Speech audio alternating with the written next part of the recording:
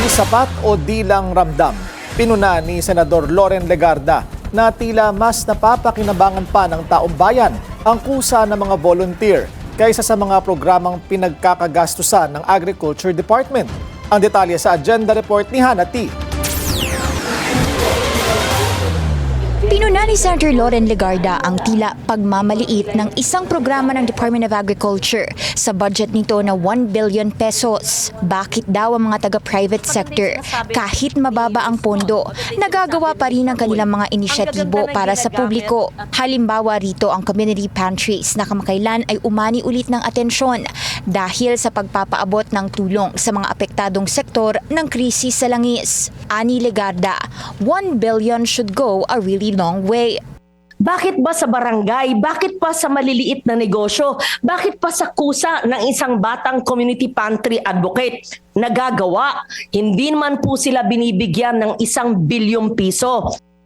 Sagot ni Director Bernadette San Juan ng National Organic Agriculture Program ng DA, nagkasa na raw sila ng programa as early as 2023 para sa youth interns na dinedeploy sa mga farm para sa organic agriculture. Isinusulong din nila ang communal gardens at pagsuporta sa mga organic enterprise sa bansa. Sa gitna ng oil crisis, hinihikayat ni Legarda ang lahat na magtanim ng kanilang sariling kinakain.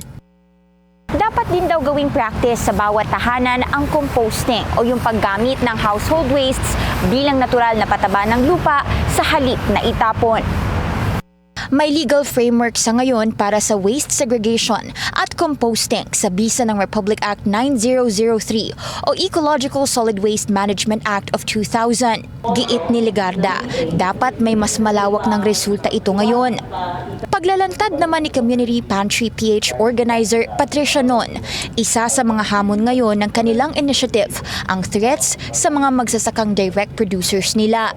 Tila binabarat daw kasi ng middlemen o traders ang farmers na binibilhan ng community pantry kapag nalaman nilang kumikita ang mga ito. Una nang naglitawan sa iba't ibang panig ng bansa ang community pantries noong COVID-19 lockdown para makapagpaabot ng libreng pagkain sa mga nangangailangan. Hindi na po siya bago, siguro mas lumala or na-highlight dahil sa oil crisis.